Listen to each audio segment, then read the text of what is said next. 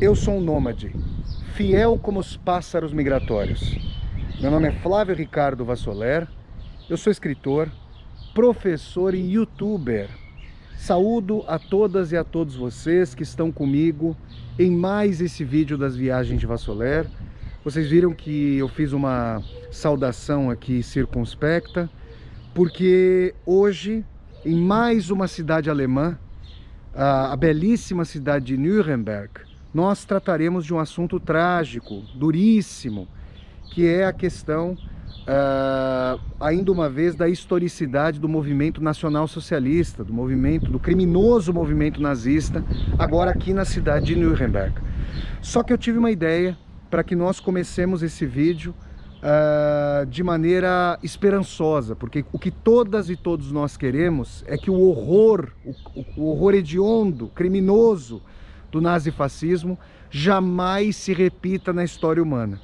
Então, ao invés de mostrar a vocês, primeiramente, a sede do partido, megalomaníaca, gigantesca aqui em Nuremberg, eu tive a ideia de ir com vocês, primeiramente, até o Memorial dos Julgamentos de Nuremberg, porque se esta cidade aqui onde eu estou agora, né, onde eu acabei de chegar, cheguei há pouco mais de uma hora aqui em Nuremberg, e eu já vou mostrar a vocês as cercanias de onde eu estou hospedado.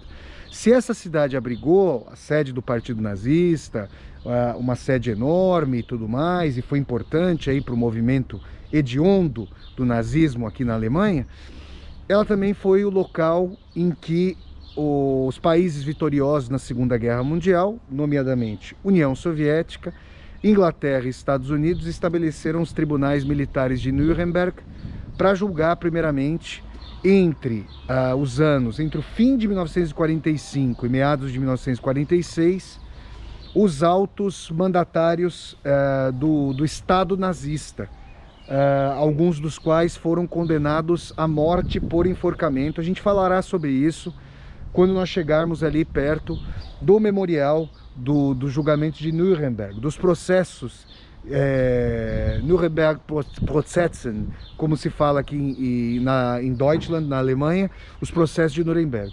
Antes de nós irmos para lá, deixa eu mostrar a vocês aqui, gente, o bairro onde eu estou hospedado. Ó, vocês têm essa típica casa com arquitetura germânica, olhem só, que tem e aí é uma questão, né? Talvez em função da neve, mas também de uma historicidade das casas aqui germânicas, nós temos um ângulo do cume do triângulo aqui que forma o teto mais agudo do que os ângulos obtusos dos telhados, por exemplo, do Brasil. Ô Vassoler, eu não gostava muito de geometria plana quando eu estava ali no ensino médio. O que é ângulo agudo e ângulo obtuso? Então vamos lá. O ângulo agudo é esse mais estreito aqui, que faz com que o telhado fique mais sobrelevado, digamos assim, e mais íngreme, mais sinuoso aqui para a queda, eventualmente, da neve, né? Para que ela não se acumule e haja infiltrações aí pelo telhado. Os ângulos obtusos são aqueles mais abertos. As casas brasileiras têm ângulos mais obtusos, né? Pelo menos a minha casa ali no bairro Operário, onde eu morava, em São Bernardo do Campo, tinha um ângulo mais aberto, né? Um telhado bem menor em relação... Você vê que a casa, ela vai se estruturando em função do telhado de maneira mais íngreme, de maneira mais oblíqua para o teto. Então a gente pode ter os tetos oblíquos. Eu estou hospedado nessa casa aqui atrás da relva, é muito bonita, antiga. Eu quero mostrar a vocês aqui, ó. Nós vamos naquela direção, na direção oposta para a qual eu estou caminhando, mas eu só queria mostrar a vocês que bairro idílico. Olhem só, onde eu estou hospedado aqui na cidade de Nuremberg. Eu começo então por aqui, vamos caminhando agora em direção, a gente vai caminhar um pouquinho, eu vou caminhar com vocês um pouco para vocês verem que lindo esse bairro, com casas típicas alemãs, Chilreio dos Pássaros. E isso dá uma dimensão de que essa beleza aqui em Nuremberg possa contribuir para nós fazermos reflexões, para tentarmos suplantar esse horror do nazismo. Vejam aqui, olhem só, mais uma casa muito bonita, São casas com estilo aqui do ângulo do teto com ângulo agudo, a fachada austera. Aqui nós estamos vendo janelas, olhem só, diferentemente do que vimos em Berlim e também em Munique, as janelas das casas aqui em Nuremberg, elas são menos longilíneas e se expandem mais horizontalmente. Olha que interessante perceber isso. Ah, olha só, na cerquinha aqui, tem a lata de lixo fica colocada aqui na cerca, então, eventualmente, a pessoa que vem recolher, fazer a coleta de lixo, ó, ela abre essa cerquinha aqui. Então, tá aqui, gente. Vamos caminhando aí, em direção à estação de U-Bahn, metrô, Unterbahn. Nuremberg é a segunda maior cidade aqui da Bavária, perdendo apenas para a capital Munique, onde nós estivemos anteriormente nas viagens de Vassoler. Tem, salvo engano, cerca de pouco menos de 600 mil habitantes. Para o Brasil não é um tamanho grande, mas bom, a Alemanha tem um pouco mais de 1/3 da população brasileira. Olhem só, gente, que bela casa aqui, com aqui os detalhes desses flamingos. Uma casa azulada aqui, de uma cor destoante. Esses tijolos, mais de um laranja mais vivaz aqui ao lado. É um bairro muito bonito. É um local aqui totalmente residencial. Eu cheguei de trem. Eu peguei um trem da Hauptbahnhof de Munique, a estação central ali de Munique, e cheguei à estação central de Nuremberg, que a gente vai falar em português Nuremberg, né? E ali da estação central eu já pude ver uns locais históricos simplesmente formidáveis. É que eu tinha que fazer o meu check-in aqui na casa onde eu estou hospedado, então eu já vim direto para cá. Mas agora, ó, eu vou mostrando a vocês aqui. Parece ter uma escolinha, ó. Achtung Kinder, uma escolinha para crianças, ó. Falando, atenção, crianças, né? E vocês têm a oportunidade de ao caminhar comigo aqui, conhecer um pouco da personalidade das casas. Olhem só. Olha aí, parece que tá uma casa, tem até um brinquedo para criança ali, vocês estão vendo. Então, gente, é isso. Esse é o perímetro aqui residencial onde eu estou hospedado. Repito uma coisa que eu disse num vídeo anterior das viagens de Vassoler.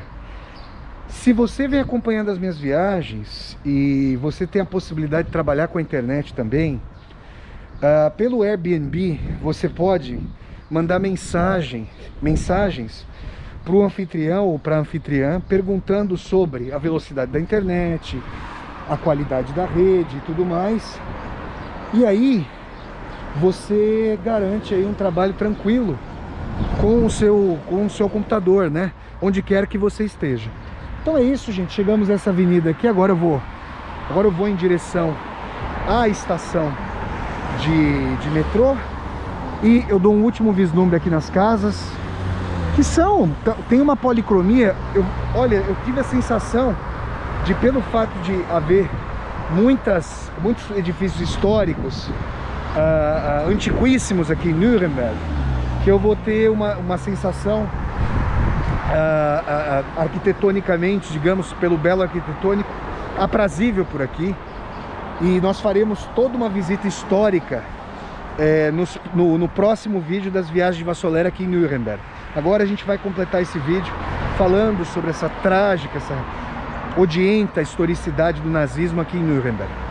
Vamos lá, mas primeiro com a esperança dada pelos julgamentos de Nuremberg, feitos pelos aliados. A gente falará sobre tudo isso na sequência. Continuemos viagens de Vassoler, Bavária, agora em Nuremberg, não mais em Munique, sul da Alemanha. Pessoal, enquanto nós caminhamos aqui em direção à estação de metrô, eu resolvi fazer mais umas tomadas para mostrar a vocês esses bairros idílicos, esses logradouros aqui simplesmente idílicos de Nuremberg, para vocês terem uma dimensão dessa arquitetura diferencial na Alemanha. Olhem só que belas flores aqui que nós temos. As viagens de Vassoler tem uma florifilia formidável. Isso aqui, uma linda rosa, vocês veem aqui, olhem só. E mais algumas casas aqui para vocês, em Nuremberg, não só essas com a fachada mais austera, mas o interessante é que são essa aqui com as duas janelas, está parecendo um rosto, algo sonolento. Olhem só, com as persianas abaixadas, um rosto algo sonolento, um pouco melancólico, digamos assim. Então é isso, ó, eu tô a caminho, eu tô chegando, ó, parece que ali casas, vocês veem que o dia hoje tá mais nublado. E gente, para falar a verdade para vocês, para fazer as viagens de Vassoler, sempre fica nublado, é uma beleza, porque eu caminho muito, né? Eu me locomovo muito, então a gente já... e quando está fazendo muito calor, a cada quarteirão aí é uma garrafinha d'água. Então mais aqui, mais uma vez, ó, para mostrar a vocês, eu vou caminhando firme aqui para nós chegarmos até a estação de metrô. Mais uma vez aqui, sempre o churreio dos pássaros, um local lindo de casas, né, residenciais, nenhum comércio aqui, né, um bairro silenciosíssimo aqui em Nuremberg, nos arredores do centro histórico. Não, imagino que o centro histórico também seja bem tranquilo. Não sei se ó, eu tive um déjà vu agora de Nuremberg para São Bernardo do Campo.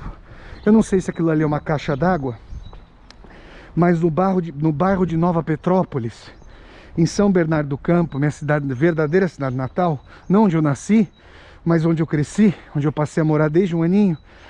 No bairro de Nova Petrópolis tinha caixa d'água, e perto da caixa d'água tinha o campo do Estrelão, o campo de areia, o campo de futebol. E eu falo disso porque o pessoal, para jogar bola, assim, marcava em função, olha que coisa linda aqui, ó, que eu vou passando, em função do local da caixa d'água. Então é isso, gente, é um déjà vu. Você vê que a gente tá sempre voltando para casa, né, gente? Nossa senhora, a gente sempre tá voltando para casa, não é isso? Então vamos lá. Linda casa por aqui também. Essa aqui já de um padrão, diria talvez de classe média alta. Claro, eu teria que conhecer mais, né? Aqui todo esse jardim e tudo mais, né?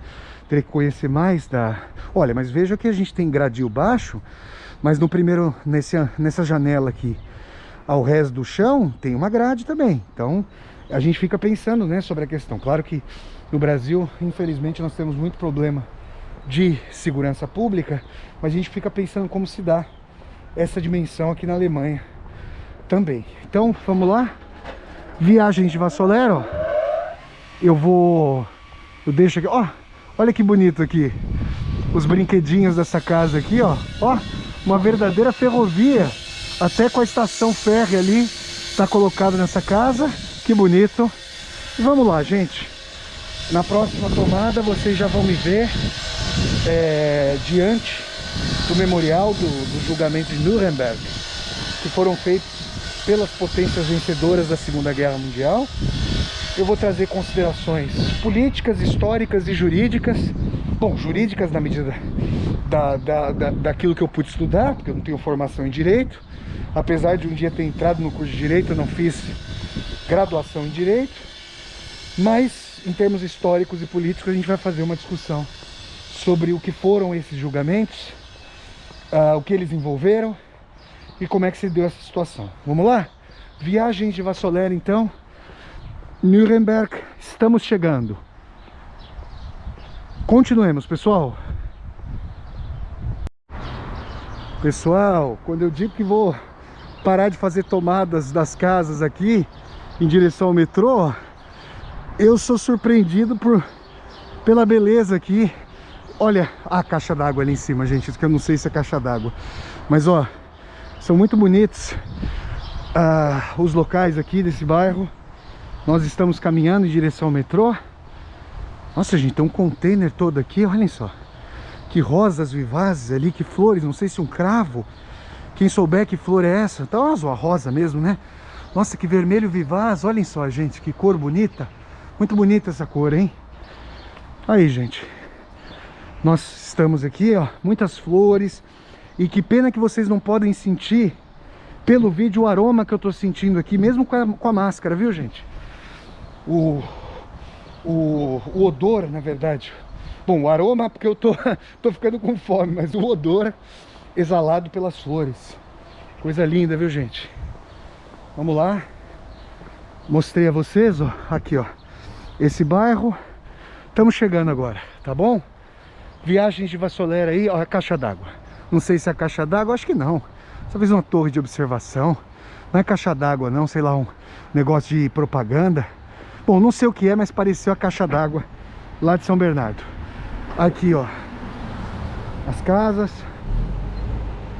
que vocês veem mais uma vez. Uma policromia bem exuberante aqui em Nuremberg, das cidades alemãs até agora visitadas nas viagens de Vassoler. Essa é a terceira, né?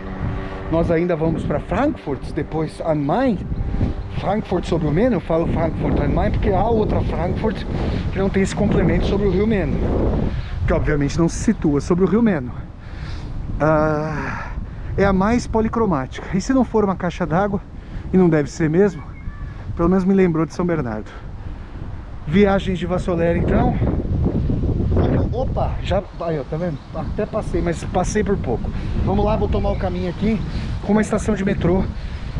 E agora sim, a próxima estação, eu sempre falo, mas se tiver alguma coisa linda eu mostro pra vocês aqui, pra vocês conhecerem, né? Junto comigo. Até o prédio do Memorial dos Julgamentos de Nuremberg. Continuemos. Viagens de Vassoler, na Bavária, sul da Alemanha. Olha, pessoal, nós estamos aqui agora numa estação de metrô. Esta não é subterrânea. Bom, existem estações em São Paulo, por exemplo, se eu não me engano, o metrô Armênia, na zona norte de São Paulo. Existem estações que também passam sobre a superfície, né? Que são estações que não ficam embaixo da terra. E eu quero mostrar aqui para vocês, nessa estação Eberhardshof, olha só, eu quero mostrar para vocês aqui o painel que sempre há. Bom, aqui a gente está falando que a Gleis 2 é a plataforma 2. Se informa aqui que é o U-Bahn. Deixa eu ver se eu me aproximo, que fica piscando, brilhando para vocês na imagem. Mas é o metrô número 1. E se informa qual trem está chegando e quanto tempo falta para esse trem do metrô chegar. Então isso é muito interessante. E quando a gente coloca, por exemplo, no Google Maps, ele faz, como vocês sabem, vocês podem saber, todas as coligações com ônibus e assim por diante. Então, o sistema de transporte na Alemanha é muito bom, mesmo nos pontos de ônibus, ou, para usar o termo de Portugal, as paragens, né, dos autocarros, né, para usar o termo de Portugal, já que eu estou morando em Portugal há quase 1 ano e meio já. Aliás, quando esse vídeo for ao ar, já vai fazer 1 ano e meio da minha residência em Braga, ao norte de Portugal. E aí vocês têm essa coligação, a gente pode se preparar bem. O metrô tá chegando, ó, falta, deixa eu ver aqui, faltam 2 minutinhos para ele chegar. Eu vou dando um 360 para vocês. Olhem só, tem um edifício em obras aqui. E, eu queria mostrar para vocês, olha só, isso também faz parte da minha juventude. Olhem só, o Metallica. E tá dizendo aqui que é o Einziges Konzert in Deutschland. Em 2022, ó, o único concerto em 2022. O Metallica, que teve recentemente no Brasil, eu quero dizer que foi a banda de que eu mais gostei na minha adolescência. Eu gostava muito de heavy metal, que hoje é um gênero musical que me parece que tá quase extinto.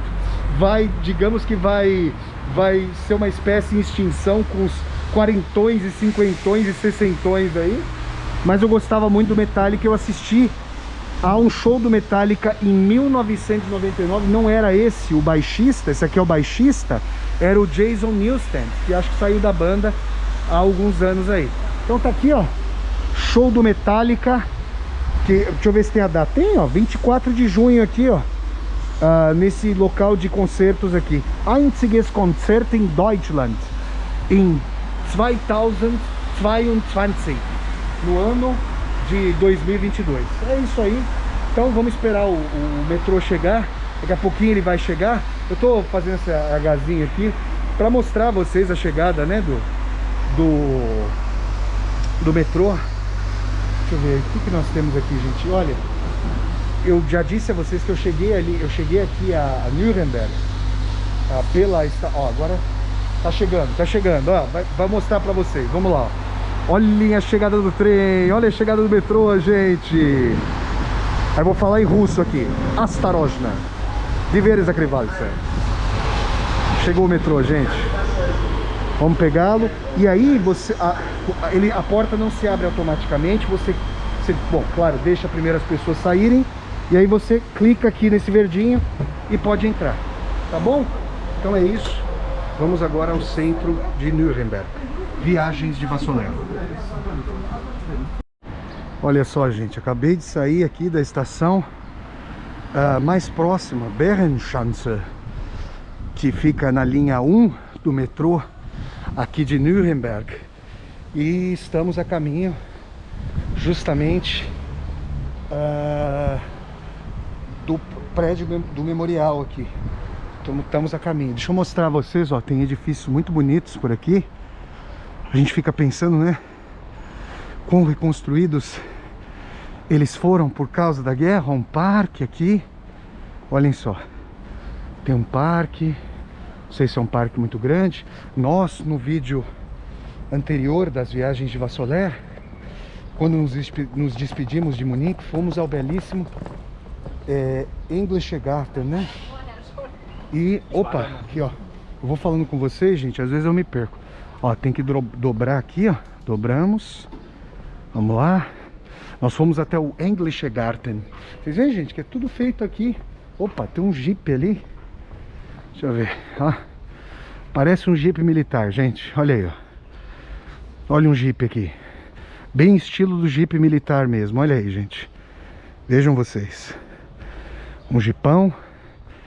E a gente vai, ó. Os prédios resguardando, decantando em si a marca do tempo. Vocês sabem, quem acompanha aqui o trabalho do Vassoler sabe disso. Olha, gente, nessa altura do campeonato, quando tá passando esse vídeo, ó, eu tô fazendo esse vídeo no dia 27 de maio de 2022.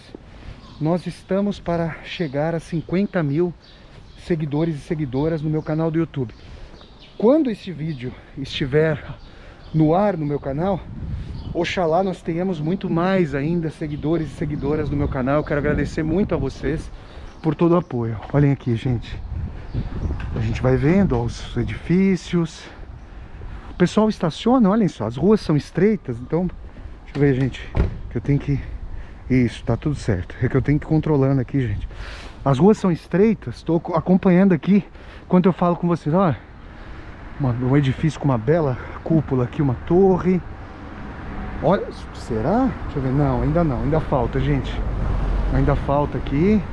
Nem que nós estamos chegando. Ah, não, estamos chegando sim, gente. Pode ser esse edifício aqui. Vejam só, o edifício histórico. Pessoal, a gente está agora até de uma forte emoção histórica aqui, porque nós estamos diante da derrocada final e do julgamento dos maiores carrascos da primeira metade do século XX. É uma coisa terrível, né? Tudo em termos de criminalidade que foi perpetrado pelos nazistas. Ah, agora ali, ó. Olha só, deixa eu mostrar a vocês. Então aqui provavelmente a gente tem o prédio exato, ó. Vejam aqui. Deixa eu mostrar aqui para vocês. Aqui nós temos o memorial dos processos de Nuremberg. Aqui está a entrada, vejam só. E eu quero mostrar a vocês ali, antes de entrar nesse memorial, eu quero mostrar a vocês, agora a gente já chegou. Olhem só, gente, aqui tem ó, a imagem famosa aqui, ó, do memorial. Vejam, soldados ali, resguardando todos os carrascos nazistas aqui, gente.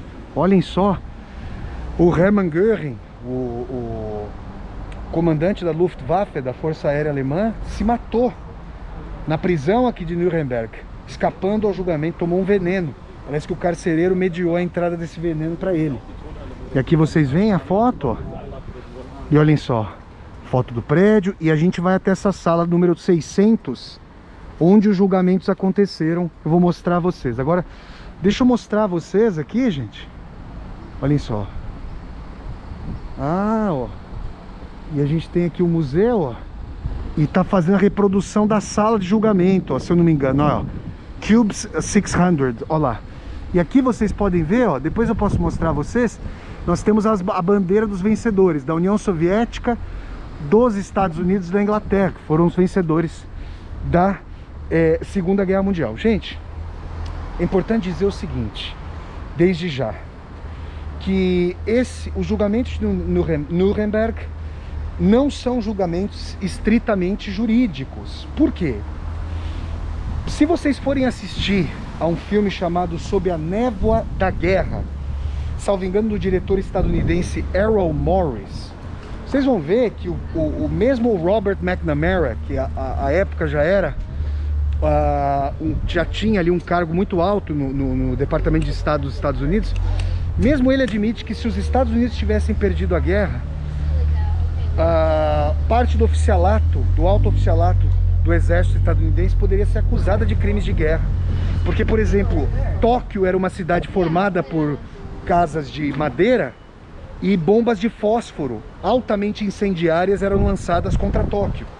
Isso sem mencionar, né, o lançamento das bombas atômicas contra Hiroshima, a Little Boy, e contra Nagasaki, a Fat Man, dando cabo do teatro de guerra no Pacífico em agosto de 1945. Então esses julgamentos, eles têm um caráter jurídico, político, militar. São tribunais militares que estabeleceram penas de morte, e juridicamente, é o que se diz no direito inglês, desde a Magna Carta, século XIII, é que sem a possibilidade de os réus escolherem o seu próprio defensor, não seria possível a aplicação da pena de morte. Isso é uma questão jurídica aí altamente debatida. Agora, nós sabemos que os crimes de genocídio passaram a ser tipificados, e a dimensão teoria do domínio do fato, você não tem como comprovar se a pessoa teve ligação material ou não, mas você pressupõe, dado o seu pertencimento, você pressupõe que isso foi possível. O crime de genocídio foi tipificado sobretudo a partir de Nuremberg. Um crime novo na história da humanidade. Por quê? Porque a alta tecnologia do iluminismo, que vem sendo utilizada salvificamente para construir vacinas, aviões civis, para transportar seres humanos e para transportar produtos para os mais diversos locais do mundo, essa tecnologia foi utilizada para as unidades fabris da morte, do extermínio, que são os campos de concentração nazistas. E nós aqui nas viagens de Vassolé já estivemos no primeiro campo de concentração nazista, que é o campo de Dachau. Então, gente, a gente tem aqui uma dimensão do local onde aconteceram os julgamentos. Nós vamos entrar nesse memorial e vamos então em direção à sala, ao tribunal, sala 600, onde aconteceram os julgamentos dos carrascos nazistas. Do primeiro, do alto oficialato. Houve outros julgamentos e é importante dizer, eu já mencionei isso em vídeos anteriores aqui na Alemanha, das viagens de Vassolé, que a Alemanha vem tentando buscar as médias e baixas patentes para justamente ter uma discussão sobre esse horror do nazismo com as novas gerações que já não têm experiência imediata, ou que já não têm contato com pessoas, seus pais, que tiveram experiências imediatas desse horror aqui do Holocausto e do regime nazista. Viagens de Vassolé no local sumamente histórico, memorial dos processos de Nuremberg, dos julgamentos de Nuremberg. E o romance do Kafka, Der Prozess, em inglês é The Trial, o julgamento. Então, na verdade, é melhor o termo processo, porque ele engloba a dimensão de julgamento, que nunca acontece, porque o Joseph K., ao fim e ao cabo, aqui ó, Caput, o Kafka terrível, antevendo muito do que aconteceria ali no século XX, mas tem a dimensão também de processualidade. Comecemos então aqui a conhecer esse local histórico como que fechou a primeira metade do século XX, e aí nós teríamos o início da Guerra Fria, com a disputa entre os blocos capitalista, capitaneado pelos Estados Unidos, e socialista, capitaneado pela União Soviética. Viagens de Vassolé, julgamentos de Nuremberg, Bavária, Alemanha. Olha, pessoal, Nesses meus 40 anos, eu pude visitar uma série de locais sumamente históricos, fazendo com que eu realizasse muito do meu imaginário infanto-juvenil, de quando eu li pela primeira vez A Volta ao Mundo em 80 Dias, num balão do grande escritor francês Júlio Verne. E agora nós estamos prestes a entrarmos na sala de julgamento do Tribunal de Nuremberg, que condenou, houve algumas absolvições, mas no geral os carrascos nazistas, os mais altos carrascos, foram condenados a apenas de 10 anos, 15 anos, 20 anos, prisão perpétua ou pena de morte. O Albert Speer, o arquiteto do Hitler, líder do partido, não foi condenado à morte, nem à prisão perpétua, teve uma pena de 20 anos, salvo engano. O Himmler, o Heinrich Himmler, foi chefe da Luftwaffe, foi condenado, na verdade, poderia ser condenado à morte, mas na verdade se envenenou na sua cela antes de ir a julgamento, do termo do julgamento. Nós não vamos poder, eu quero dizer a vocês que nós não vamos poder entrar nessa sala. Olhem só, aqui eu vou mostrar a vocês assim a entrada do local, mas nós não vamos poder ir até o interior da sala. Depois, eventualmente, eu poderia mostrar a vocês um pouco da exibição. Mas, de qualquer maneira, a sala é dessa maneira. Ó. A gente vai entrar, vai ter uma porta para a gente entrar. E a gente tem esse local onde os juízes ficavam e os réus que se sentavam aqui ao largo da tribuna dos juízes. Né? Como vocês podem ver aqui. Aqui, justamente, ó, com essas cadeiras, vocês estão vendo agora que é a foto sem cores, né? Aqui são as cadeiras dos jurados, a gente pode pressupor aqui. Então tem o local justamente dos juízes, aqui à direita. As testemunhas, quando arroladas, vão responder nesta mesa. E aqui se colocavam a promotoria e a advocacia de defesa dos carrascos nazistas. O princípio basilar da justiça é a dimensão de que todo réu tem direito a uma defesa constituída e justa e democrática. Só que, como eu disse a vocês já, não se trata apenas e simplesmente de um julgamento jurídico, mas sim de um julgamento político-militar. Dados os crimes que estavam sendo revelados, o clamor na opinião pública mundial era um clamor assim para condenação radical do regime nazista e para levar a Alemanha à lona, já que uma das justificativas para o ressentimento da Alemanha após a Primeira Guerra Mundial era de que o Reich, não o terceiro, mas o Reich alemão, não havia perdido no campo de batalha, de teria corrido traição. Olha só que eu vou mostrar a vocês aqui de fora, antes de nós irmos. Ali aquele painel com a bandeira dos aliados, tem a bandeira soviética, estadunidense e inglesa. Olhem só, o prédio do tribunal. E agora sim, gente, o que eu vou fazer? Deixa eu mostrar a vocês. Todas as pessoas que entram aqui na sala do julgamento e que vão ver a exposição, têm acesso a um audioguia. Não tem audioguia em português, mas quem vier até aqui e não souber o alemão, né? Não são muitas pessoas no Brasil que estudaram a língua alemã, vocês podem ter acesso ao audioguia em inglês, talvez haja em espanhol também, tá bom? Eu aqui preferi, dada a especificidade, pegar um audioguia em inglês. Eu conheço a língua alemã, mas eu conheço mais profundamente a língua inglesa, então eu prefiro me orientar nesse sentido. Olha só, gente, aqui, ó, a gente está chegando até o local. Eu vou permanecer aqui fora para respeitar as pessoas que estão ouvindo aqui a transmissão. E agora eu falo baixo. E essa é a sala onde os carrascos nazistas foram julgados entre novembro de 1945, outubro, novembro de 1945 e meados de 1946. Olhem só. Deixa eu mostrar a vocês. Esse é um local sumamente histórico. Julgamentos ainda são conduzidos nessa sala. Eu vou voltar já já aqui, mas só para falar um pouquinho com vocês. Olhem só. Mais uma vez aqui, ó.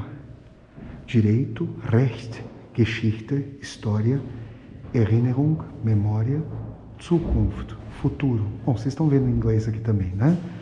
Então, tá aqui para vocês. Mais uma vez agora uma foto aqui bem nítida. Foto dessa sala de julgamento. E julgamentos criminais continuam a acontecer nessa sala, e é por isso que por vezes quando as pessoas vêm visitar aqui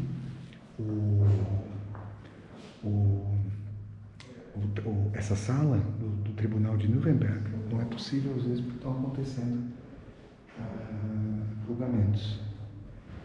Então aqui, ó, sala de julgamento número 600, é um local histórico. Muitos filmes e livros foram confeccionados a partir dos julgamentos de Nuremberg. E é importante dizer, gente, que figuras do espectro de apoio econômico ao regime nazista, de apoio militar, é claro, e do apoio político foram julgadas. Por exemplo, o secretário pessoal do Hitler, o Martin Bormann, que havia se evadido, foi julgado à revelia, foi condenado à revelia, né? Ele não estava aqui presente. Olhem só, que nós temos aqui a figura dos juízes, ó. O que nós temos? Olha só, a abertura da sessão e essa dimensão de que o julgamento. Olha, agora eu vou mostrar para vocês desse outro ponto aqui. A gente vai falando bem baixinho agora, para eu mostrar a vocês essa sala de julgamento. As pessoas aqui estão ouvindo. Eu vou fazer o seguinte, como as pessoas estão ouvindo, eu vou fazer só tomadas de varredura da sala de julgamento e depois eu saio aqui e converso mais com vocês. Vamos lá.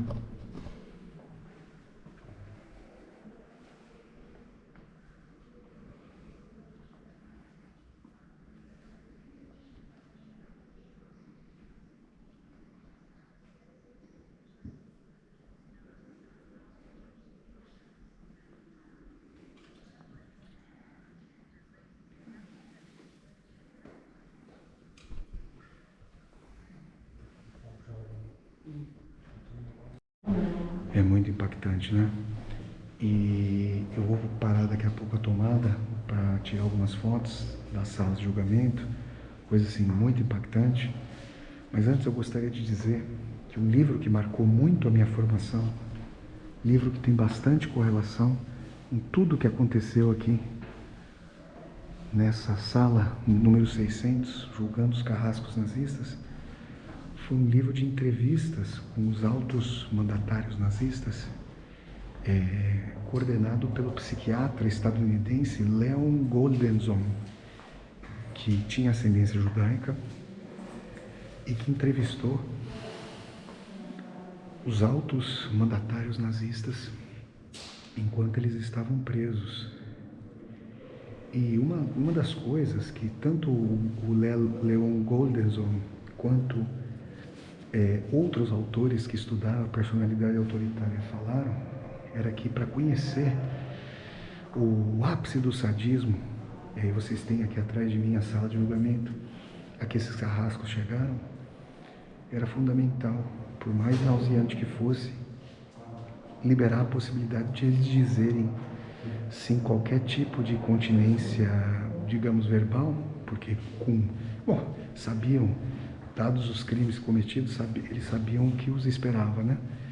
E que eles pudessem falar. E muitas vezes nessas entrevistas, o que nós vemos são carrascos que não mostram arrependimento, que chamam esse julgamento de um julgamento político, feito pelos vitoriosos.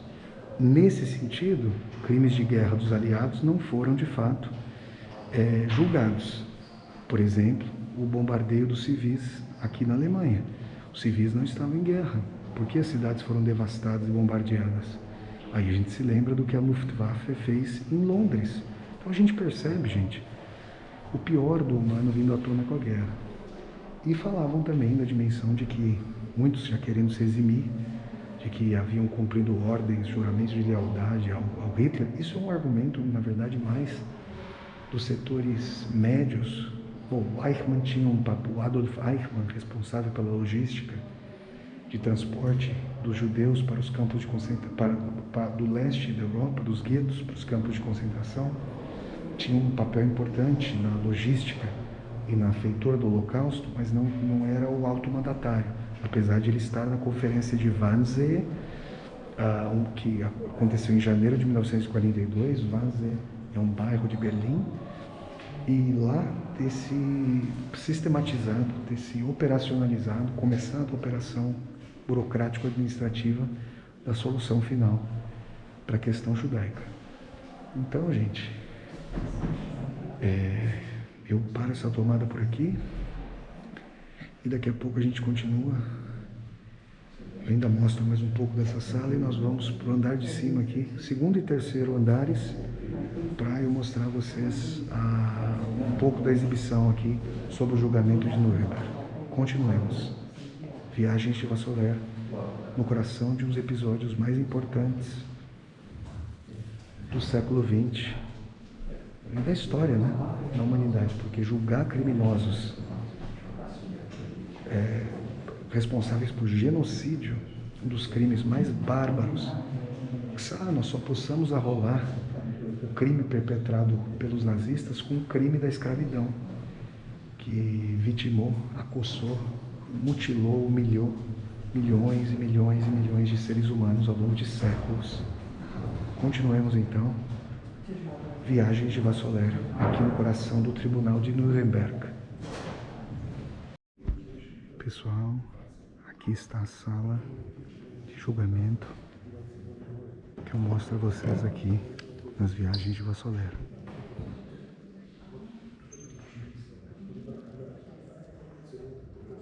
Eu vou falando baixo aqui para respeitar, que o pessoal tá ouvindo o audioguia e tudo mais. Local para os juízes. Vejam só.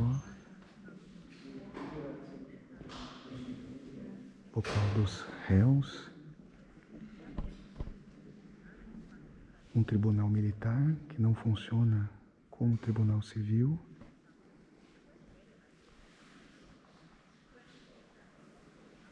Local histórico. Como estabelecer dosimetria de pena para genocídio. Como determinar tipificação por um crime até então não tipificado, dado que o genocídio pressupõe a utilização da técnica civil para a paz revertida em barbárie dos campos de concentração.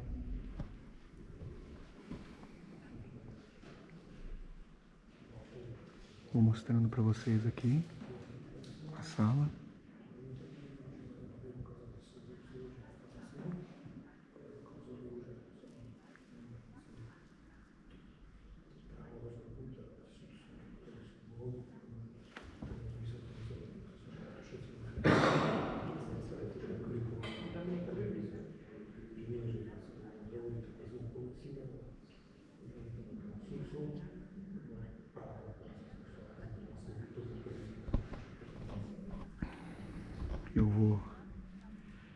Nós vamos sair aqui agora para eu poder falar com vocês. Bom, mostrei a sala aqui para vocês e é muito forte essa experiência. A gente fica imaginando, né? Karl Donitz, comandante da Marinha de Guerra alemã, Hermann Göring, da Luftwaffe, o Heinrich Himmler, o chefe da SS nazista, o Estado dentro do Estado. Ele havia se matado em maio de 1945, na prisão. Tentou escapar, mas foi preso por um posto de fronteira, posto de verificação de documentos, e acabou se matando, se envenenando na prisão. Não chegou a ser colocado em julgamento. Então aqui, gente, mais uma vez, ó, vocês têm a imagem. Eu quero dizer a vocês que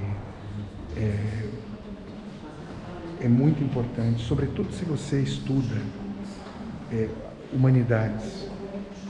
Não vou nem dizer se você que está assistindo a esse vídeo é jurista, for um jurista ou uma jurista, né?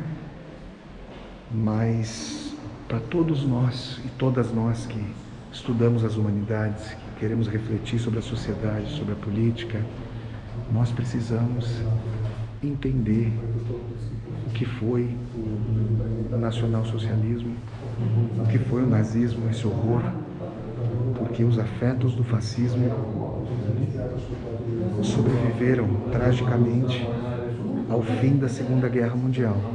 Se o nazifascismo foi derrotado no campo de batalha, ele tem sobrevida com eleição de líderes neofascistas, neonazistas, por vezes com apoio do voto democrático, mesmo em processos eleitorais passíveis de suspeição radical, se não de total anulação.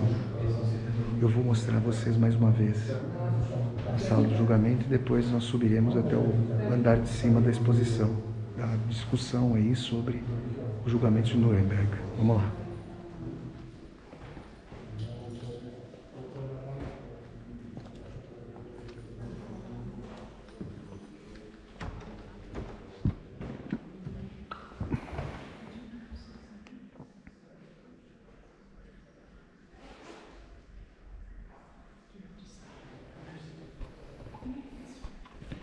E imaginemos que esses carrascos, naquele púlpito, pódio ali, diante dos juízes, tinham que se pronunciar, culpados ou inocentes, ou não culpados. Imagine que um carrasco, um alto mandatário nazista como Göring, dizendo que não era culpado. E o que se disse, por exemplo, Joachim von Ribbentrop, que foi o ministro das Relações Exteriores do Hitler, vamos subindo aqui, gente. Joachim von Ribbentrop foi condenado à morte por enforcamento, e o que se dizia é que no tribunal militar se colocaram forcas com uma queda menor, porque a forca com a queda maior, como vocês podem pressupor, já faz a quebra da cervical e a pessoa morre imediatamente, se não muito mais rapidamente. A forca com queda menor implica mais tempo para asfixia, e o que se diz é que no julgamento do Joachim von Ribbentrop, ele estrebuchou durante 20 minutos antes de morrer. Uma tragédia, um horror. Nós, obviamente, queremos justiça dentro do rigor da lei democrática para qualquer crime e criminoso. Aqui nesse canal do YouTube nós não desejamos a lei de Talião. Agora, quando a gente pensa no sofrimento atroz das vítimas desses carrascos, olha, gente, o nazismo ele mobiliza os piores afetos humanos, e na contraposição em relação ao nazismo e ao fascismo, nós vemos também os nossos afetos aflorarem, porque é muito horror, é uma coisa muito terrível. Olhem aqui, gente, deixa eu mostrar para vocês aqui, ó, uma maquete de como era a época, a sala de julgamento, que está modificando agora, e aqui vocês veem, vocês têm uma visão desde o primeiro andar aqui, os dois lustres, ó, dessa sala onde nós estávamos há pouco, aqui nas viagens de Vassoler. Então, eu vou mostrar a vocês aqui, olhem só, a figuração do julgamento, os juízes que participaram desse julgamento. Tem toda uma exposição, gente, tem toda uma dimensão dos guias. E aí o que se diz é que o carrasco Olha só, aqui a gente está passando pela exposição aqui. E a gente vai vendo, ó, cobertura jornalística. Foi um evento midiático sem paralelo na história da humanidade, né? Sem paralelo. E a gente tem aqui a exposição. Ela está toda em alemão, não estou vendo aqui em inglês. Mas na medida do possível, quando eu for falar, ó, que está falando do Übersetzer, que é o tradutor, né? Porque imagina, a gente vê tradução. Vocês podem também, quem tiver interesse por esse tema, que é muito vasto, pode a posteriori assistir aos filmes sobre o julgamento do Adolf Eichmann, que foi o Eichmann. Ele estava escondido na periferia de Buenos Aires com o pseudônimo, o nome falso de Ricardo Clemente. Como depois do julgamento dos altos mandatários, a Alemanha não passou a processar, digamos, boa parte dos nazistas de médio e baixo escalões, o Mossad sequestrou o Eichmann, o serviço secreto israelense, raptou o Eichmann de Buenos Aires e o levou para Jerusalém para julgá-lo. Ele foi condenado à morte, ou condenado à prisão perpétua, salvo engano, à morte. E a Hannah Arendt, ela acompanhou esse julgamento do Adolf Eichmann em Jerusalém e escreveu um livro memorável ali. E aí, nesse livro, ela desenvolve a teoria da banalidade do mal, que se tornou bastante disseminada, né? Porque a dimensão de que o que se esperava do Eichmann, eu vou mostrando para vocês, era a figuração de um monstro, daquele que havia deportado, sendo responsável pelas deportações de milhões e milhões de pessoas. Na verdade, ele encontrara um funcionário mediano, sem grande capacidade de juízo crítico, e que se alienara completamente da consequência das suas nações. Então, é nessa medida que o crime nazista, ele é uma alienação radical entre meios e fins. A engrenagem industrial suplantava de forma tão enorme os indivíduos que cada funcionário perfazia, digamos, uma porca, uma engrenagem, um parafuso do sistema industrial do Holocausto, e não chegava até a ponta de lança. Eu já disse aqui que até os operadores das câmaras de gás poderiam atribuir isso à válvula. Mas é todo um complexo de cumplicidade, responsabilidade que vai daqueles que participaram ativa e diretamente da solução final do Holocausto, até toda uma população civil, sobretudo aqueles que foram eleitores do Partido Nazista, que tem correlação com isso. Aqui eu quero mostrar a vocês, olhem só, algumas figuras, ó. Vocês têm aqui o Hans Frank, foi condenado à morte, e governador-geral da Polônia, tá? Deixa eu mostrar umas outras figuras aqui, ó. Aqui, ó. O líder do partido, Julius Streicher, que também era, salvo engano, responsável pelo jornal do partido nazista Der Stürmer. Aqui vocês têm o Albert Speer, o arquiteto do Hitler, e que era líder do partido também. Isso é muito importante colocar. E eu estou falando só alguns nomes aqui. Olhem só, o Hans Fritsch está ali ao fundo, que trabalhou com Joseph Goebbels. E vocês têm, olhem essa imagem, gente, dos líderes nazistas. É uma coisa impressionante. Aqui, ó, mostro uma outra foto para vocês aqui. Olhem só. Essa aqui, o Hermann Göring, que se matou. O líder do partido, Rudolf Höss, que tem o mesmo nome, né? Na verdade, esse aqui é o Hess, e o Höss era o comandante de Auschwitz. Então, eu vou mostrando para vocês aqui essa exposição detalhada, importante. Olhem só alguns aqui, ó, Deutsche Capitulation. Vocês têm aí a assinatura da capitulação no dia 8 de maio de 1945, quando a Alemanha se rende à União Soviética. Depois, pelo oeste, chegam as forças aliadas. Pessoal, eu desci novamente aqui, perto da sala de julgamento, e eu gostaria de dizer para vocês que, além dos processos contra os nazistas, quando houve o fim, nós estamos novamente ao rés aqui do chão da sala de julgamento. Aí vocês deixam aqui o espaço atrás de mim. Quando houve o término do teatro de guerra no Pacífico,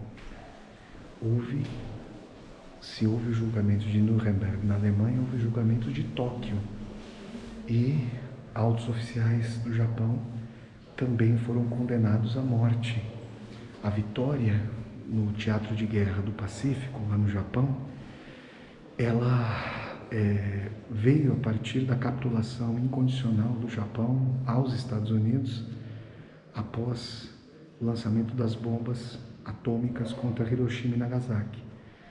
Poderia ter ocorrido, é importante que nós digamos isso, uma invasão pelo norte com as tropas soviéticas e ao sul com as tropas estadunidenses, como por exemplo aconteceu com a Península da Coreia, o norte recebendo apoio da China, aliás, de tropas soviéticas.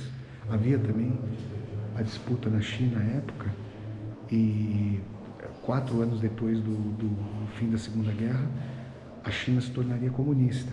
Os comunistas estavam disputando o poder com os nacionalistas ali do Chiang Kai-shek, as tropas de Mao Tse-tung de um lado e os comunistas de outro. A Coreia recebeu apoio soviético pelo norte e os Estados Unidos chegaram à península pelo sul. E houve a divisão ali da península, salvo engano, no paralelo 38. Os Estados Unidos não permitiram que isso acontecesse no Japão. O que se temia, por um lado, era que as tropas soviéticas ocupassem parte do Japão, como fizeram com a Europa do Leste, e também a dimensão de que, isso é falado no documentário sobre a névoa da guerra, e também documentários sobre as bombas atômicas lançadas pelos Estados Unidos, que havia uma dimensão de ver os resultados de uma explosão atômica para além dos testes no deserto do Novo México durante o projeto Manhattan de confecção da primeira bomba atômica do mundo pelos Estados Unidos. Então, gente, mais uma vez aqui, a gente vê de fora a sala de julgamento e agora, já saindo do prédio, eu vou fazer mais algumas considerações para vocês e depois nós daremos continuidade já no centro de Nuremberg a esse vídeo das viagens de Vassoler, que começa nesse momento e foi proposital. Eu poderia ter feito um vídeo que fosse primeiro a sede do partido, mas ali o partido nazista, esse criminoso partido nazista, estava forte. Eu não quero mostrar a força desse horror. Nos dói, na contemporaneidade, ver o neonazismo e o neofascismo chegando ao poder e suscitando tantos afetos odientos. Então é importante mostrar a derrota, mostrar que foram julgados, mostrar que responderam pelos seus crimes. E falaremos mais sobre isso na sequência aqui desse vídeo das viagens de Vassoler. Nuremberg, julgamento de Nuremberg na Alemanha. Pessoal, eu vim almoçar nas imediações aqui do edifício onde fica a sala do Tribunal de Nuremberg, né? A sala de julgamento número 600, e eu queria começar a mostrar a vocês aqui só um panorama de alguns edifícios belíssimos de Nuremberg. Esses edifícios que tem até 5 andares e nos quais não há elevador. A gente vai fazer outro vídeo das viagens de Vassoler aqui em Nuremberg só para mostrar as peculiaridades da cidade, para além dessa historicidade tão trágica do nacionalsocialismo, do nazismo por aqui. Mas repito que nós começamos esse vídeo primeiro com tomadas muito bonitas ali do bairro onde eu estou morando, depois com uma dimensão de que os altos mandatários foram punidos por seus crimes, numa dimensão de justiça, numa dimensão de... Nós gostaríamos de acreditar que fosse possível a sádicos dessa monta, a criminosos, sociopatas dessa monta, ter uma reflexão profunda e uma comiseração em relação a todo o horror que perpetraram e que pedissem perdão. O que se diz, tá? Como é que nós vamos comprovar isso? É que o senhor Reinhard Heydrich, que foi o mandatário nazista na então Tchecoslováquia, e tinha o apelido de carniceiro de Praga, por aí vocês imaginem o grau de sociopatia desse criminoso nazista. Ele sofre um atentado de 2 paraquedistas tchecos que conseguiram se infiltrar na Tchecoslováquia, auxiliados pela Royal Air Force, a Força Aérea Inglesa, e ele não sobrevive.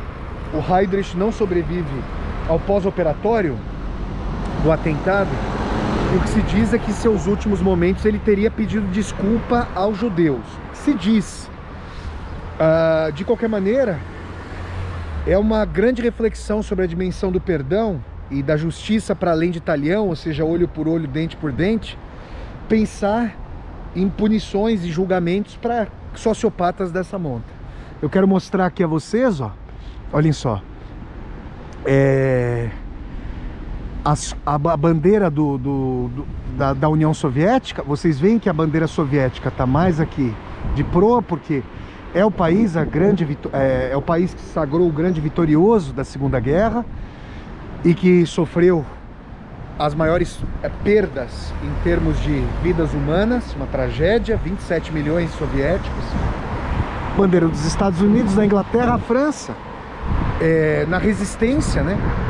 Toda uma crítica soviética à capitulação, na verdade sem luta dos franceses, mas houve, é claro, a resistência francesa, que foi capitaneada pelo Charles de Gaulle, político de proa ali da França. Inclusive, nós nas viagens de Vassoler, quando chegamos a Paris, chegamos ao aeroporto Charles de Gaulle, que obviamente se remete a esse grande estadista francês, conservador, porém um estadista importante ali da história da França. Então tá aqui, gente, e vocês veem, ó, eu mostrei um pouco daqueles prédios históricos, e agora a gente vai se aproximando aqui desse edifício, mais uma vez, onde aconteceram os julgamentos de Nuremberg. E eu quero dizer a vocês que a exposição é muito bem feita, muito bem arguida. O audioguia vai iluminando várias informações. Eu já tinha lido muita coisa e visto filmes a respeito. Nuremberg tinha paradas gigantescas aí do partido nazista, e nós vamos até a sede do partido na sequência desse vídeo, nas próximas tomadas. Então, perceber que nessa casa jurídica, nesse local aqui, nesse tribunal, os altos mandatários nazistas encontraram sentenças, tiveram que se ver com suas faltas, é muito fundamental. E também é fundamental falar sobre essa dimensão da teoria do domínio do fato. Era muito difícil estabelecer uma base para condenação em termos de uma ligação material. Os nazistas foram exímios, em boa medida, em ocultar provas. Por exemplo, eles usavam, em vez de utilizar a dimensão de morte, aniquilação, genocídio, quaisquer termos incriminatórios diretos, eram usados eufemismos, neologismos, eram usadas tergiversações. De qualquer maneira, pela dimensão da proximidade, por exemplo, quando guardas dos campos de concentração começaram a ser julgados e condenados, E eu disse já no vídeo das viagens de Vassoler, feito em Berlim, em um dos vídeos, que eu conversei com um senhor berlinense que me disse que recentemente um ex-guarda de um campo de concentração, agora não saberia precisar se foi de Auschwitz ou de um outro campo, com mais de 100 anos, 101 anos de idade, chegou a ser condenado. E com base na dimensão da teoria do domínio do fato, de que ele não poderia estar naquele local, naquele campo de concentração, sem participar das mais variadas atividades aí, criminosas, sem ter cumplicidade, sem ter dolo. E aí é aquela questão, quem já assistiu ao filme O Leitor, sabe que lá num determinado momento, a moça que tá passando o caminhão,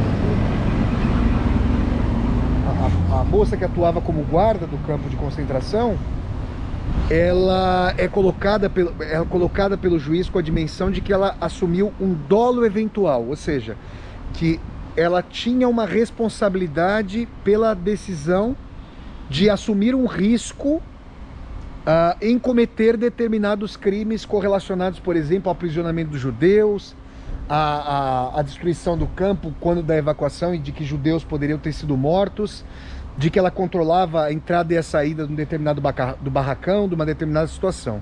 Então, essa teoria foi utilizada amplamente, mas é importante dizer que a partir dos julgamentos de Nuremberg, e sobretudo com as apresentações das valas comuns, dos campos de concentração, a partir daqui, potencialmente, o mundo foi conhecendo o horror do nazismo. Mas é importante fazer aqui uma colocação.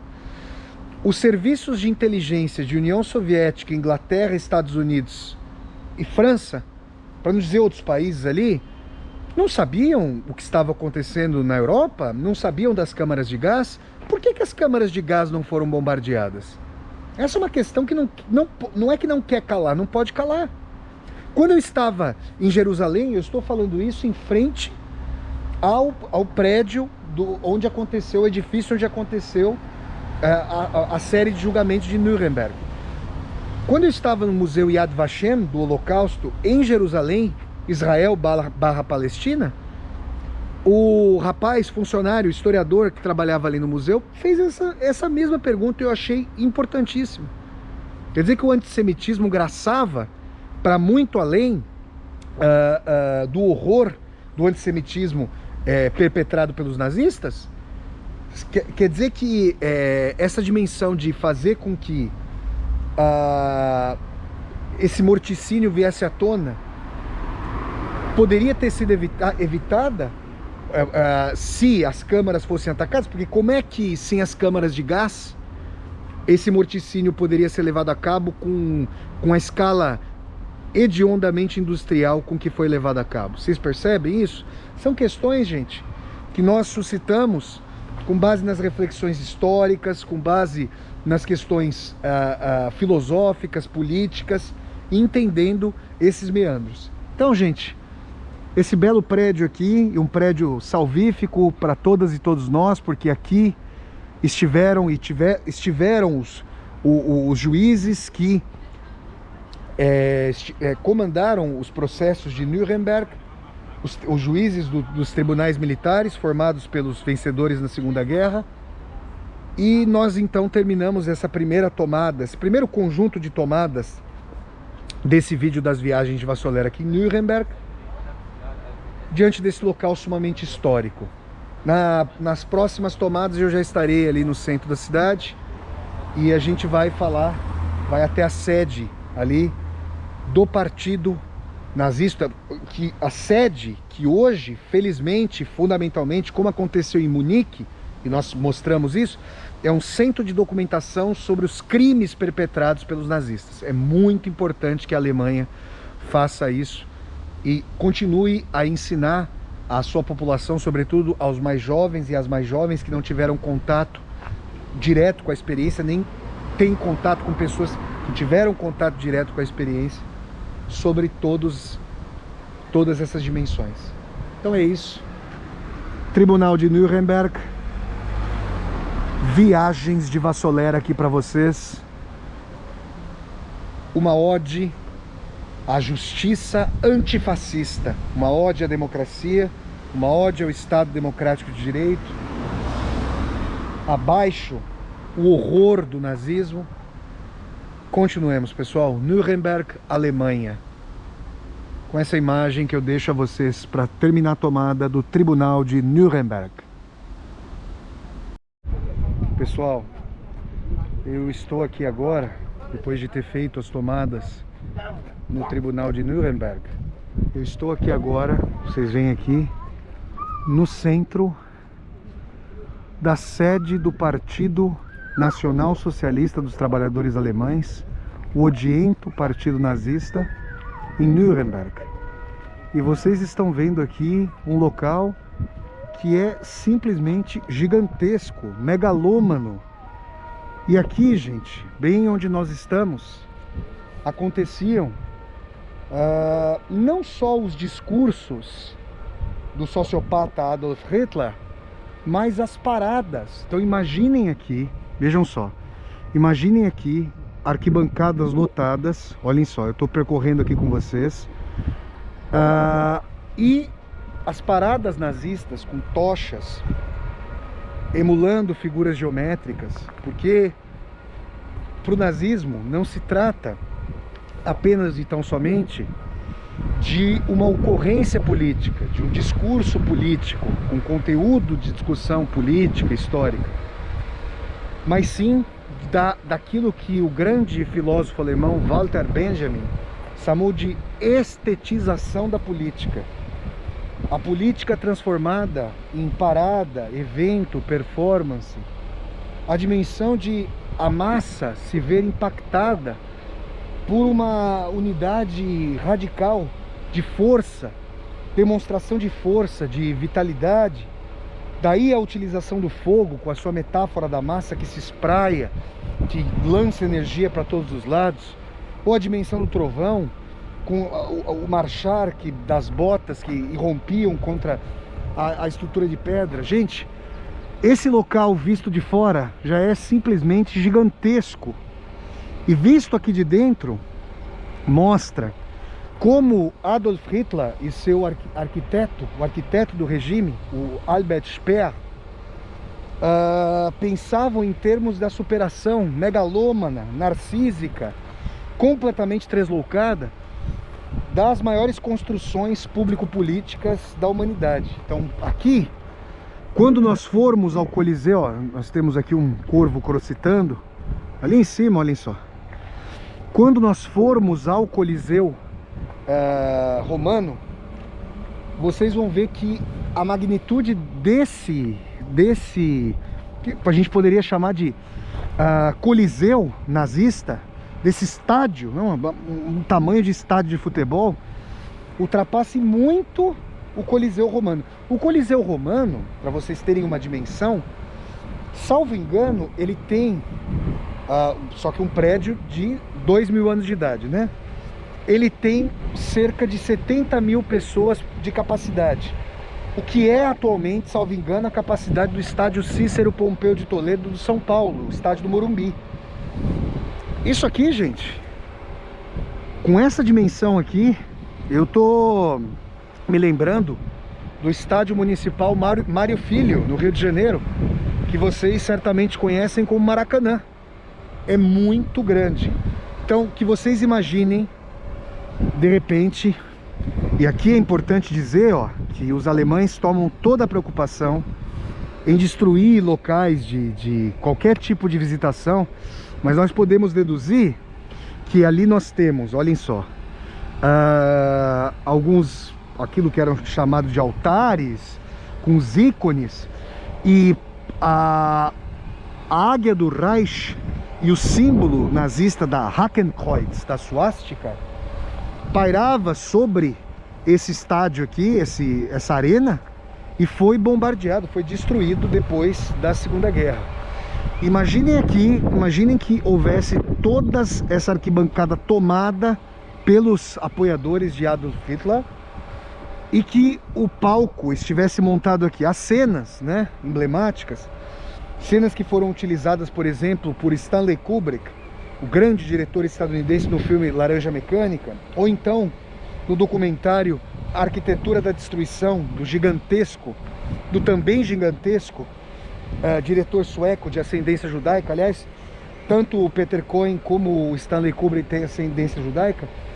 Imaginem aqui uma onda enorme, uma massa enorme de seguidores da SS nazista, acompanhando com aquela saudação odienta do nazismo, que vocês sabem, com o braço estendido, a passagem, por exemplo, aqui, ó, para chegar até o escadório que daria num palanque do Hitler e do Himmler, né, que era o chefe da SS nazista, que era a estrutura de Estado responsável, que se tornou a estrutura de Estado responsável por um dos maiores crimes da humanidade, a solução final para a questão judaica, o Holocausto.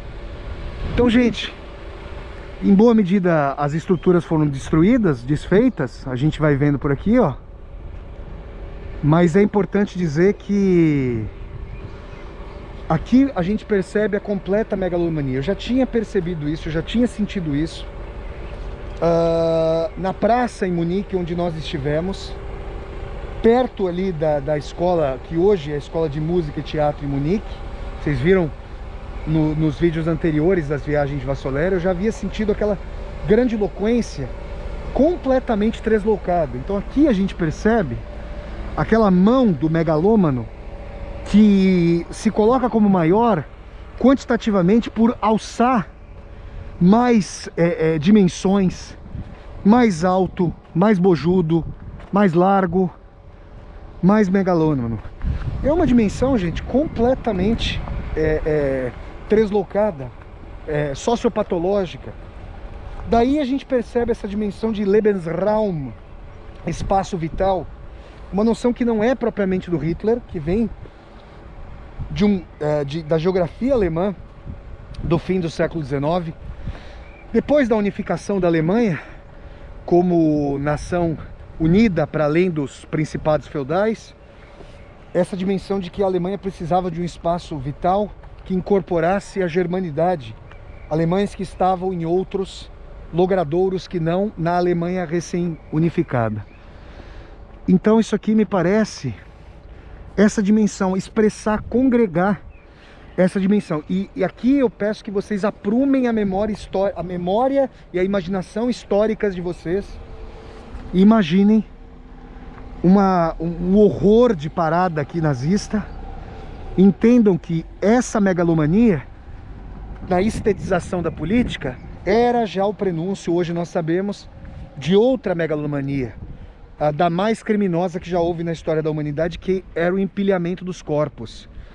A dimensão de que essa megalomania, essa grandiosidade completamente deslocada e sociopatológica, ela depois se exponencializaria nas pessoas reduzidas a números e a fuligem dos campos de concentração. E nós estivemos em Dachau, nos vídeos anteriores das viagens de Vassolera, o primeiro campo de concentração nazista. Então aqui, gente, vocês viram que havia um ônibus aqui no centro, provavelmente um ônibus de pessoas conhecendo esse lugar. Daqui de dentro eu vou circundar com vocês, para vocês terem uma ideia. Faço questão de fazer uma tomada contínua nesse vídeo para vocês verem de fora e verem que, de fato, propositalmente, com o tipo de mau gosto da arquitetura nazista, existe uma tentativa de espelhamento do Coliseu. Coliseu, gente, um local de muita tragicidade na história humana, local em que seres humanos se digladiavam, lutavam, né, uns com os outros para a diversão dos facínoras imperadores e sua corte de sanguessugas, ou então que seres humanos eram atirados aos leões.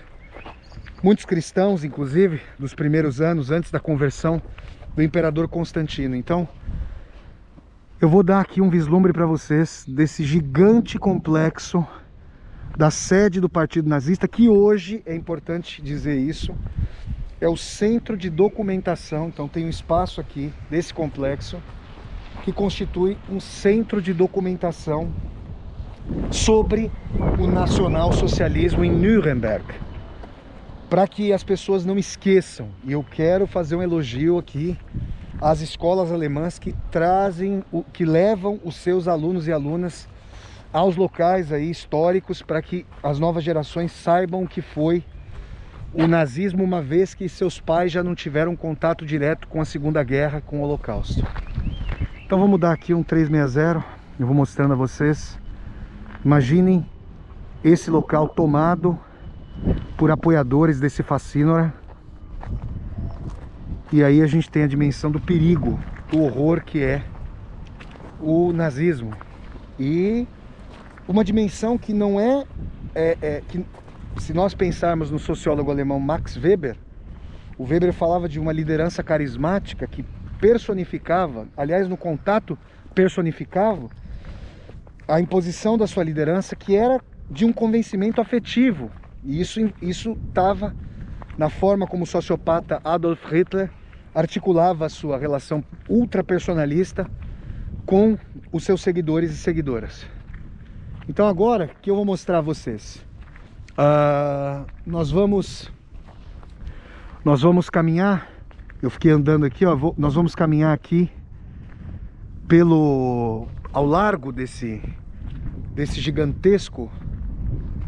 Ó, e até tá falando aqui que só se pode entrar nua, somente com ônibus. Olhem só, eu quero mostrar aqui a vocês. Olhem como era isso aqui. Então deixa eu dar uma imagem para vocês. E olhem aqui o interior do complexo. Olha como ele era. Ele era coberto. E você tinha todas essas tribunas. E ao centro aqui, ó, ao centro havia um palanque onde o sociopata Adolf Hitler fazia os seus discursos, a partir do qual ele fazia os seus discursos. Olhem só.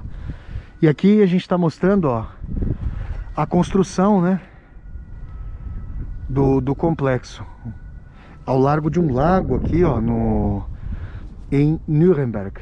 Então, gente, é isso.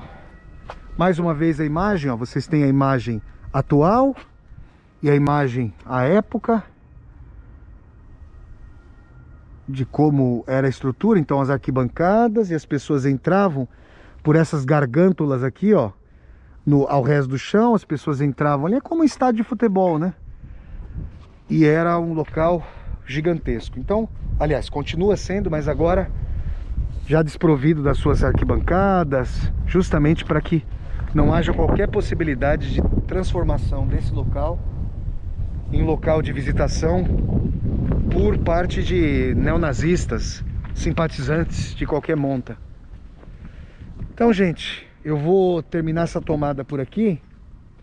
E agora eu vou caminhar ao largo dessa sede para vocês então verem a dimensão por fora. Vocês viram aqui por dentro, agora vamos dar uma volta aqui por fora para vocês terem a dimensão do colosso que é esse horror aqui da sede do Partido Nazista. Viagens de Vassoler, Nuremberg, um trânsito pela história. Continuemos, pessoal.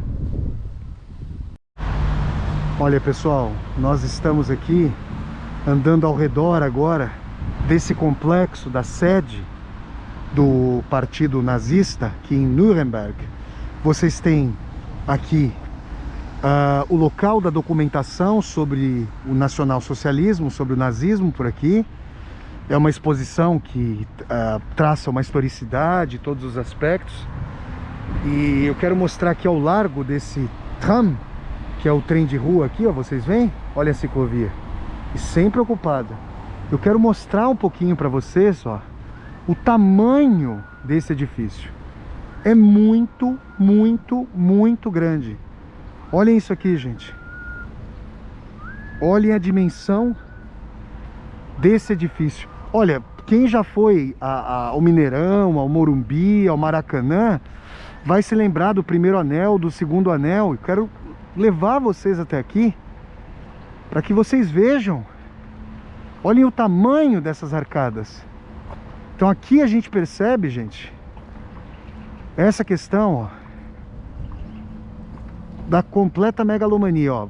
Aqui a gente consegue ver, ó, que havia um complexo contíguo ali, que vai dar no museu para documentação, né, que é o centro de documentação. E aqui a gente vê por fora aquelas arcadas ali, perto das quais nós chegamos. quando estivemos no interior aí da sede do partido. Olha, gente, eu vou me aproximando e é muito... É a sensação, gente, da completa pequenez do indivíduo.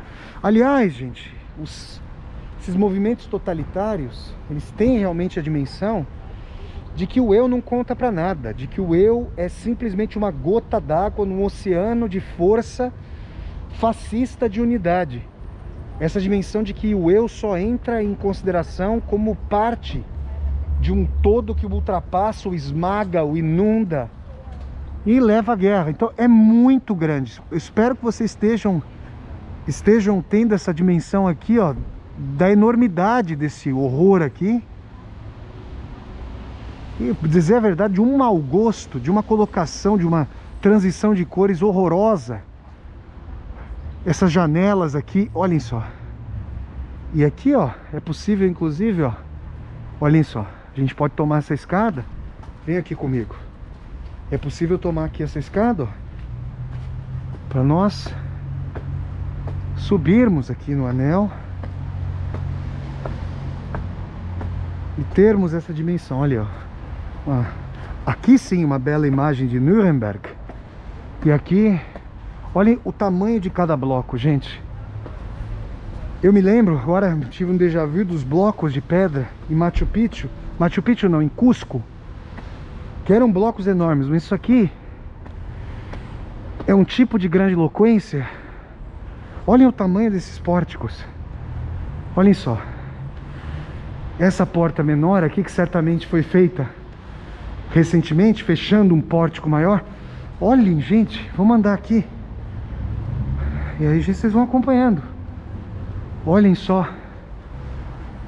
Quando nós formos ao Anfiteatro Flávio, é o nome do Coliseu, em Roma, o imperador se chamava Flávio. A gente vai andar aqui pelo raio do círculo do Coliseu. Vocês vão ver como é bem menor o tamanho. Então o Hitler, que tinha uma lista dos grandes prédios históricos e públicos da humanidade, e sempre demandava ao Speer que superasse-os em tamanho. Olhem só, gente. Olha aqui. Aqui a gente tem uma dimensão de que o horror do Holocausto é prenunciado pela enormidade megalômana e sociopatológica desses pórticos, dessas colunas. Então, aqui esses pórticos, eles iam dar, justamente passando por sob os anéis, eles iam dar ali no interior, né, daquele, vamos chamar assim, de estádio. Então tá aqui, gente, eu tô andando aqui com vocês por esse complexo. Olhem só.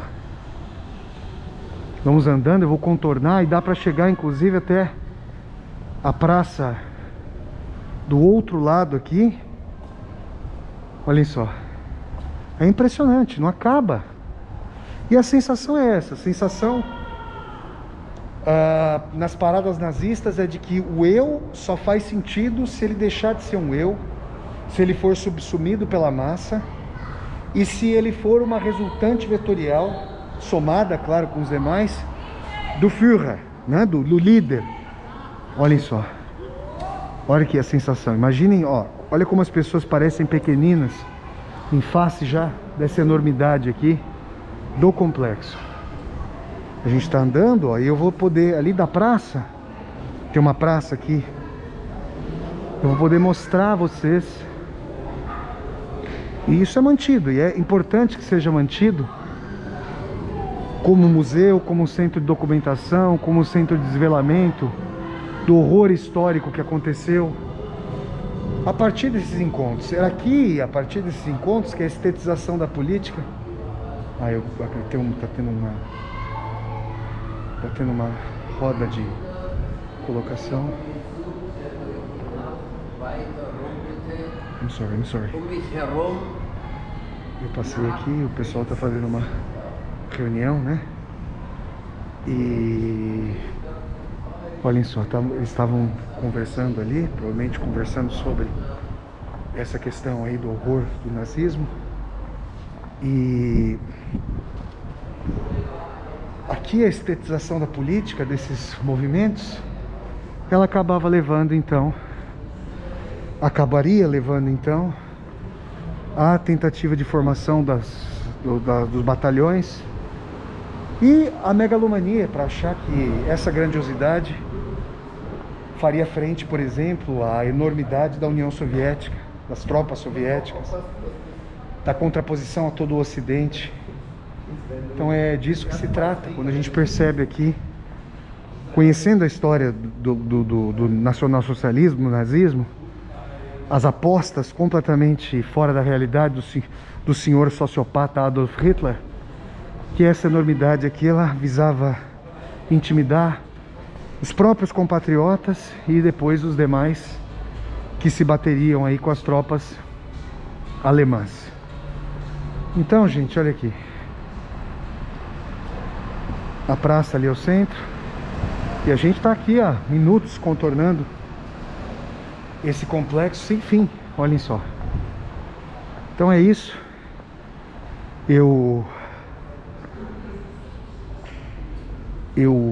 Aqui, ó, chegamos, ó. Chegamos aqui a uma rampa. Eu vou encerrar a tomada por aqui para eu tirar algumas fotos aqui desse complexo, esse complexo simplesmente gigantesco da sede do partido nazista, e a gente se vê logo aqui fora na continuação desse vídeo. Até já, pessoal. Olha, pessoal, esse céu aqui muito bonito, nuvens como que fazendo desenhos ao longo do céu, o sol se projetando para além da capa de nuvens carregadas. Choveu hoje aqui em Nuremberg, contrasta com o horror desse edifício, não só com a sua forma horrível, monocórdia, megalômana, mas com todo o horror que ele representa. Gente, essa aqui era a sede do partido nazista. Nós estivemos inicialmente no interior do edifício e agora eu estou mostrando vocês aqui desse enorme, vejam, um enorme descampado aqui. Então vocês têm a dimensão aí já da praça onde nós estivemos em Munique, onde se descortinava ali um centro de discursos que o Hitler proferia, e que o local aqui, ele hoje permanece vedado a qualquer movimento, né, a qualquer expressão de manifestação, de ocasião, por razões óbvias, porque um local que representa o prenúncio do Holocausto jamais pode ser frequentado para qualquer tipo de propósito que não seja o propósito de desvelar esse horror, de apresentar a história. Mas nós fizemos várias discussões aqui sobre o prenúncio do Holocausto, na maneira pela qual, ainda antes da guerra, Hitler já se projetava. Ele não conseguia se projetar como um líder para governar um país íntegro no seu próprio território, ou seja, fechado em seu próprio território. Como a Hannah Arendt discuta no livro Origens do Totalitarismo, o hitlerismo lançava a mão do nacionalismo como elemento de coesão do movimento, mas apenas para suplantá-lo por um internacionalismo do imperialismo, da guerra, da destruição, da subordinação dos demais povos. Essa megalomania, hoje nós sabemos com a história em nosso retrovisor, já prenunciava a metástase dos batalhões da Blitzkrieg, da Guerra Relâmpago. Primeiro bem sucedida no ocidente da Europa e depois se esbarrando com encarniçadíssima resistência em Stalingrado.